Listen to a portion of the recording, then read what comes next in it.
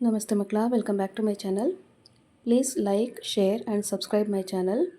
ಮಕ್ಕಳ, ಇವತ್ತು ನಾವು 10ನೇ ತರಗತಿ ಕನ್ನಡದಲ್ಲಿ FA2 ಅಥವಾ ರೂಪಣಾತ್ಮಕ ಮೌಲ್ಯಮಾಪನ 2 ಇದಕ್ಕೆ ಸಂಬಂಧಪಟ್ಟಂತಹ ಮಾದರಿ ಪ್ರಶ್ನೆ ಪತ್ರಿಕೆ ಉತ್ತರ ಸಹಿತವಾಗಿ ನೋಡ್ತಾ ಹೋಗೋಣ ಮಕ್ಕಳ. ಈ ಪ್ರಶ್ನೆ ಪತ್ರಿಕೆ ಉತ್ತರ ಸಹಿತ ಒಳಗೊಂಡಿದೆ. ಫಸ್ಟ್ ರೀಡಿಂಗ್ ನೋಡಿ. ಕೆಳಗಿನ ಪ್ರಶ್ನೆಗಳಿಗೆ ಅಥವಾ ಅಪೂರ್ಣ ಹೇಳಿಕೆಗಳಿಗೆ 4 ಆಯ್ಕೆಗಳನ್ನು ನೀಡಲಾಗಿದೆ. ಅವುಗಳಲ್ಲಿ ಸೂಕ್ತವಾದ ಉತ್ತರವನ್ನು ಆರಿಸಿ ಕ್ರಮಾಕ್ಷರದೊಂದಿಗೆ ಬರೆಯಿರಿ. ಮಕ್ಕಳ, ಇಲ್ಲಿ ಒಂದೇ ಪ್ರಶ್ನೆ ಇರುತ್ತೆ, 1 ಅಂಕದ ಪ್ರಶ್ನೆ ಆಗಿರುತ್ತೆ. ಪ್ರಶ್ನೆ 1. ವಿದ್ಯಾರ್ಥಿಗಳು ಪರೀಕ್ಷೆಯನ್ನು ಬರೆದಾರು. ಈ ವಾಕ್ಯವು ಇಲ್ಲಿ ಕೊಟ್ಟಿರುವಂತಹ ಆಯ್ಕೆಗಳಲ್ಲಿ ಸರಿಯಾದ ಉತ್ತರ ಸಂಭವನಾರ್ಥಕ ವಾಕ್ಯ. ಓಕೆನಾ? ನೆಕ್ಸ್ಟ್ ಹೆಡಿಂಗ್ ನೋಡಿ.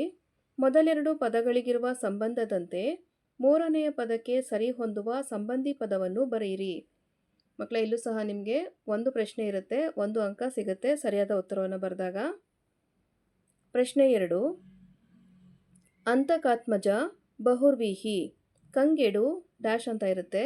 ಇದು ಒಂದು ಕ್ರಿಯಾ ಸಮಾಸ. ನೆಕ್ಸ್ಟ್ ರೀಡಿಂಗ್ ನೋಡಿ. ಕೆಳಗಿನ ಪ್ರತಿಯೊಂದು ಪ್ರಶ್ನೆಗಳಿಗೆ ಒಂದೊಂದು ವಾಕ್ಯದಲ್ಲಿ ಉತ್ತರ ಬರೆಯಿರಿ. ಇಲ್ಲಿ ಒಟ್ಟು 3 ಪ್ರಶ್ನೆಗಳಿರುತ್ತೆ ಮಕ್ಕಳ.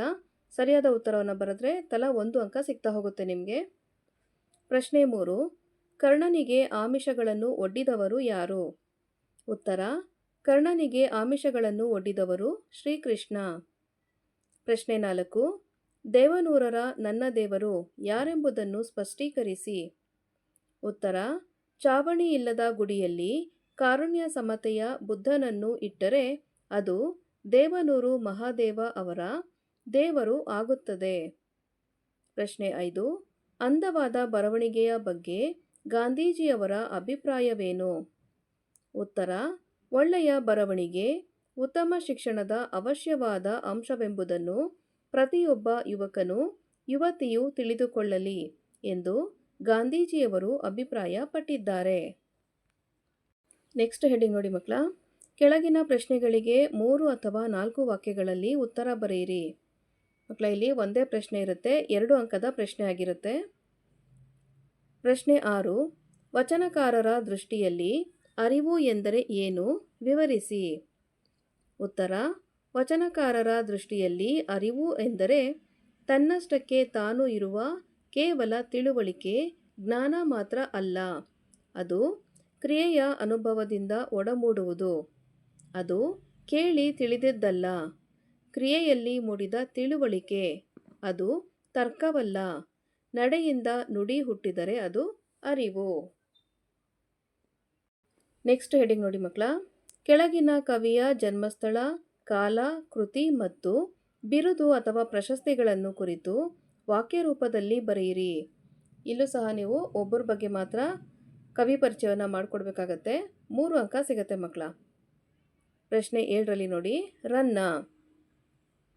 ಕನ್ನಡದ ರತ್ನತ್ರಯರಲ್ಲಿ ಒಬ್ಬರಾದ ರನ್ನನು ಕ್ರಿಸ್ತಶಕ ಸುಮಾರು 949ರಲ್ಲಿ ಬಾಗಲಕೋಟೆ ಜಿಲ್ಲೆಯ ಮುಧೋಳಲು, ಈಗಿನ ಮುಧೋಳ ಎಂಬ ಗ್ರಾಮದಲ್ಲಿ ಜನಿಸಿದರು.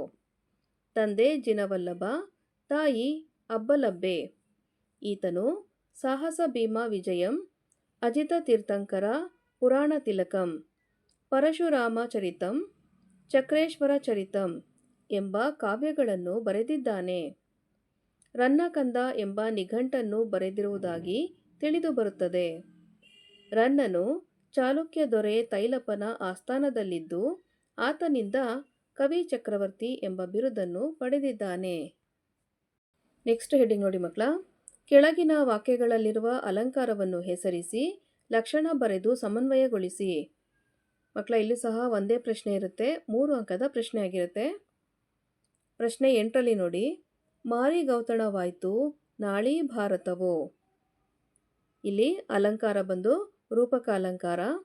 ಲಕ್ಷಣ: ಉಪಮೇಯ ಮತ್ತು ಉಪಮಾನಗಳ ನಡುವೆ ಅಭೇದ ಕಲ್ಪನೆ ಇರುವುದೇ ರೂಪಕ ಅಲಂಕಾರ. ಉಪಮೇಯ: ನಾಳಿನ ಭಾರತ ಯುದ್ಧ. ಉಪಮಾನ: ಮಾರಿಗೆ ಔತಣ. ಸಮನ್ವಯ: ಇಲ್ಲಿ ಉಪಮೇಯವಾದ ನಾಳಿನ ಭಾರತ ಯುದ್ಧವನ್ನು ಉಪಮಾನವಾದ ಮಾರಿಯ ಔತಣಕ್ಕೆ ಅಭೇದವಾಗಿ ವರ್ಣಿಸಿರುವುದರಿಂದ ಇದು ಒಂದು ರೂಪಕ ಅಲಂಕಾರವಾಗಿದೆ. ನೆಕ್ಸ್ಟ್ ಹೆಡಿಂಗ್ ನೋಡಿ ಮಕ್ಕಳ. ಕೆಳಗಿನ ವಾಕ್ಯ ಅಥವಾ ಹೇಳಿಕೆಗಳಿಗೆ ಸಂದರ್ಭ ಮತ್ತು ಸ್ವಾರಸ್ಯಗಳನ್ನು ಬರೆಯಿರಿ. ಮಕ್ಕಳ ಇಲ್ಲೂ ಸಹ ಒಂದೇ ಪ್ರಶ್ನೆ ಇರುತ್ತೆ, 3 ಅಂಕದ ಪ್ರಶ್ನೆ ಆಗಿರುತ್ತೆ. ಪ್ರಶ್ನೆ 9. ಮಾದ್ರಿಯಲ್ಲೊಂದು ಮಂತ್ರದೊಳಿಬ್ಬರು ದಿಸಿದರು. ಆಯ್ಕೆ: ಈ ವಾಕ್ಯವನ್ನು ಕುಮಾರವ್ಯಾಸರು ರಚಿಸಿರುವ ಕರ್ನಾಟ ಭಾರತ ಕಥಾಮಂಜರಿ ಎಂಬ ಮಹಾಕಾವ್ಯದಿಂದ ಆಯ್ದ ಕೌರವೇಂದ್ರನ ಕೊಂದೆ ನೀನು ಎಂಬ ಪದ್ಯಭಾಗದಿಂದ ಆರಿಸಲಾಗಿದೆ. ಸಂದರ್ಭ: ಕೃಷ್ಣನು ಪಾಂಡವ ಕೌರವರ ನಡುವೆ ಸಂಧಿ ಮಾಡಲು ಹೋಗಿ ವಿಫಲನಾಗಿ ಹಿಂದಿರುಗುವಾಗ ಕರ್ಣನನ್ನು ಜೊತೆಯಲ್ಲಿ ಕರೆದುಕೊಂಡು ಬಂದು ಮೈದುನತನದ ಸರಸದಲ್ಲಿ ಮಾತನಾಡಿಸುವ ಸಂದರ್ಭದಲ್ಲಿ ಈ ಮಾತನ್ನು ಕರ್ಣನು ಕೃಷ್ಣನಿಗೆ ಹೇಳುತ್ತಾನೆ. ಸ್ವಾರಸ್ಯ: ಶ್ರೀಕೃಷ್ಣನು ಕರ್ಣನಿಗೆ ಆತನ ಜನ್ಮವೃತ್ತಾಂತವನ್ನು ತಿಳಿಸುತ್ತಾ ಪ್ರತಿಯೊಬ್ಬ ಪಾಂಡವರ ಜನ್ಮವೃತ್ತಾಂತದ ಬಗ್ಗೆ ವಿವರಿಸಿರುವುದು ಶ್ರೀಕೃಷ್ಣನ ಈ ಮಾತಿನಲ್ಲಿ ಸ್ವಾರಸ್ಯಪೂರ್ಣವಾಗಿ ವ್ಯಕ್ತವಾಗಿದೆ. ನೆಕ್ಸ್ಟ್ ಹೆಡಿಂಗ್ ನೋಡಿ ಮಕ್ಕಳ. ಕೊಟ್ಟಿರುವ ಪ್ರಶ್ನೆಗಳಿಗೆ 8-10 ವಾಕ್ಯಗಳಲ್ಲಿ ಉತ್ತರ ಬರೆಯಿರಿ. ಇಲ್ಲೂ ಸಹ ನಿಮಗೆ ಒಂದೇ ಪ್ರಶ್ನೆ ಇರುತ್ತೆ, 4 ಅಂಕದ ಪ್ರಶ್ನೆ ಆಗಿರುತ್ತೆ. ಹಾಗೆ ಒಂದು ಆಯ್ಕೆಯ ಪ್ರಶ್ನೆ ಸಹ ಇರುತ್ತೆ ಮಕ್ಕಳ. ಓಕೆನಾ. ಪ್ರಶ್ನೆ 10ರಲ್ಲಿ ನೋಡಿ. ನಾಲ್ವಡಿ ಕೃಷ್ಣರಾಜ ಒಡೆಯರ ಕಾಲದಲ್ಲಿ ಮೈಸೂರು ಮಾದರಿ ಮೈಸೂರು ರಾಜ್ಯವಾದ ಬಗೆಯನ್ನು ವಿವರಿಸಿ. ಉತ್ತರ: 1902ರ ಆಗಸ್ಟ್ 8ನೇ ತಾರೀಕಿನಿಂದ ಮೈಸೂರು ರಾಜ್ಯದ ನೇರ ಉಸ್ತುವಾರಿ ಪಡೆದ ನಾಲ್ವಡಿ ಕೃಷ್ಣರಾಜ ಒಡೆಯರು ಆಗ ದಿವಾನರಾಗಿದ್ದ ಸರ್ ಕೆ ಶೇಷಾದ್ರಿ ಅಯ್ಯರ್ರವರ ಸಹಕಾರದೊಡನೆ ಮೈಸೂರು ರಾಜ್ಯದ ಸರ್ವತೋಮುಖ ಅಭಿವೃದ್ಧಿಗೆ ಕಂಕಣಬದ್ಧರಾದರು. ನಾಲ್ವಡಿ ಕೃಷ್ಣರಾಜರು ಹೊಸ ಕಾನೂನು ಜಾರಿಗೆ ತರುವ ಮೂಲಕ ಪ್ರಜಾಪ್ರತಿನಿಧಿ ಸಭೆಯನ್ನು ಶಾಸನಬದ್ಧ ಸಂಸ್ಥೆಯನ್ನಾಗಿ ಮಾರ್ಪಡಿಸಿದರು. ಇದು ಪ್ರಜಾತಂತ್ರದ ದೃಷ್ಟಿಯಿಂದ ಭಾರತದಲ್ಲಿಯೇ ಮಾದರಿಯಾದ ಸಂಸ್ಥೆಯಾಗಿ ಕಾರ್ಯನಿರ್ವಹಿಸಲು ಆರಂಭಿಸಿತು. ಮೇಲ್ಮನೆ ರೀತಿಯಲ್ಲಿ ಕಾರ್ಯನಿರ್ವಹಿಸುವ ನ್ಯಾಯವಿಧೇಯಕ ಸಭೆಯನ್ನು ಸಹ ಸ್ಥಾಪಿಸಿದರು. ಸ್ಥಳೀಯ ಸಂಸ್ಥೆಗಳನ್ನು ರಚಿಸಿ ಆಡಳಿತ ವಿಕೇಂದ್ರೀಕರಣಕ್ಕೆ ಅನುವು ಮಾಡಿಕೊಟ್ಟರು. ಸಾಹಿತ್ಯ, ಸಂಗೀತ, ವಾಸ್ತುಶಿಲ್ಪಗಳ ಅಭಿವೃದ್ಧಿಗೆ ಒತ್ತು ನೀಡಿದ ಇವರು ಬೆಂಗಳೂರಿನಲ್ಲಿ ಕನ್ನಡ ಸಾಹಿತ್ಯ ಪರಿಷತ್ತನ್ನು ಪ್ರಾರಂಭಿಸಿದರು. ಏಷ್ಯಾ ಖಂಡದಲ್ಲೇ ಮೊದಲ ಜಲವಿದ್ಯುತ್ ಯೋಜನೆಯಾದ ಶಿವನಸಮುದ್ರದ ಬಳಿ ಕಾವೇರಿ ನದಿಯಿಂದ ಜಲವಿದ್ಯುತ್ ಉತ್ಪಾದನಾ ಕೇಂದ್ರ ಪ್ರಾರಂಭವಾಯಿತು. ಪ್ರಾಥಮಿಕ ಮತ್ತು ಮಾಧ್ಯಮಿಕ ವಿದ್ಯಾಭ್ಯಾಸವನ್ನು ಉಚಿತ ಮತ್ತು ಕಡ್ಡಾಯವಾಗಿ ಪ್ರಾರಂಭಿಸಲಾಯಿತು.